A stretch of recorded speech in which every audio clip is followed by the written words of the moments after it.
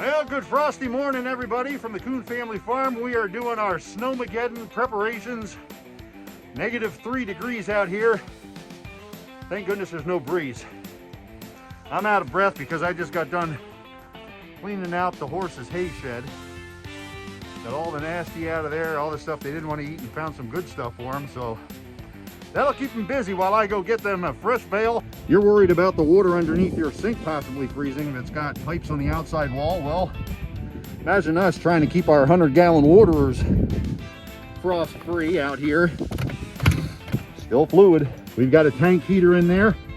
You can look up what a water trough tank heater is. A caged water heater is what you're going to want to get. You can get them right here in Columbia Crossroads at Judson's Feed Mill, or you can probably find it at some of those mega so-called tractor stores that don't sell tractor parts anymore.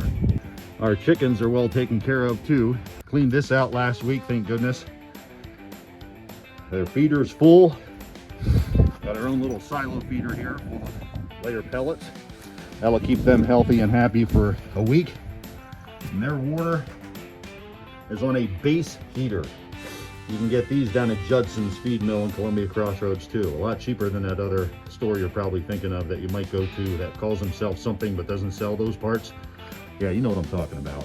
Even in these negative temperatures, this little plug-in heater, it's got a thermostat on it, so it's not on all the time. Of course, in weather like this, it probably is, but it doesn't use that much energy. And it does help us significantly not have to worry about the water freezing for the chickens. Nice and frost-free. There they are. They don't really mind the cold that much. At least when the sun's out and there's no breeze. They just hang out here in the chicken area. So we'll head over here to the main barn, check on the mamas, the yearlings, and make sure they still have hay. We fed them up in the barn last night because they were out of hay in their headgate feeder. And no, we're not going to be starting up Old Blue today. I take it easy on the older, larger equipment. We're just going to be feeding dry bales with the Kubota today. Oh, they're not even in here. But the barn is kind of a mess already. They were in here last night eating. And they still got hay over there.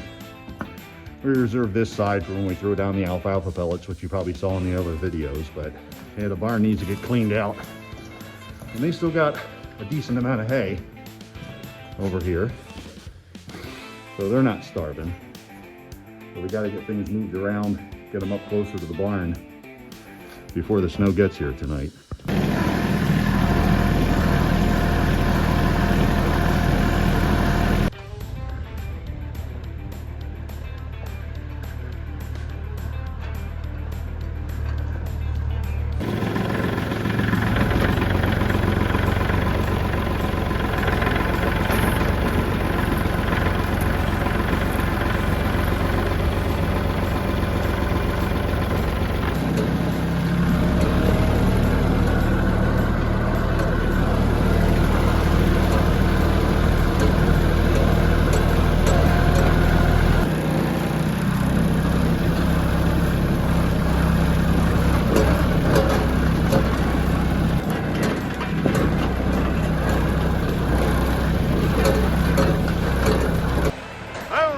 Bouncing around in an open station Kubota, obviously no tab, that's why I'm still bundled up, but taking a bale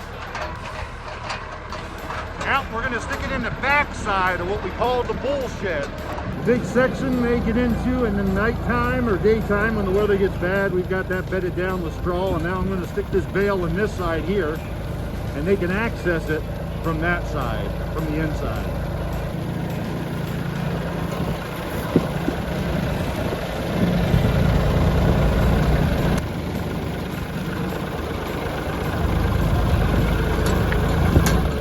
What we call the butcher shop strips that we have hanging there. It keeps the weather out, helps cut down on the breeze, and it also will protect the bale.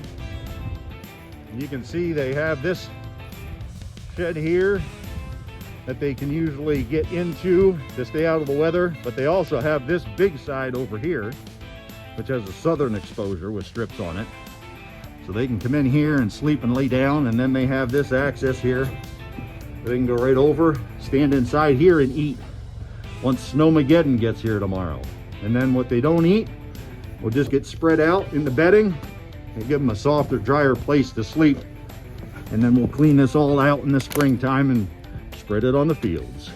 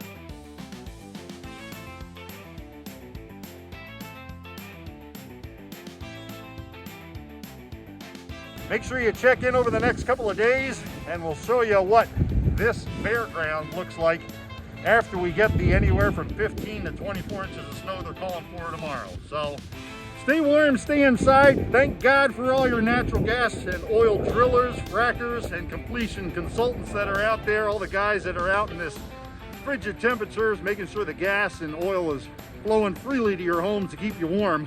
I got to get my gloves back on. So from the Coon Family Farm, we'll see you next time.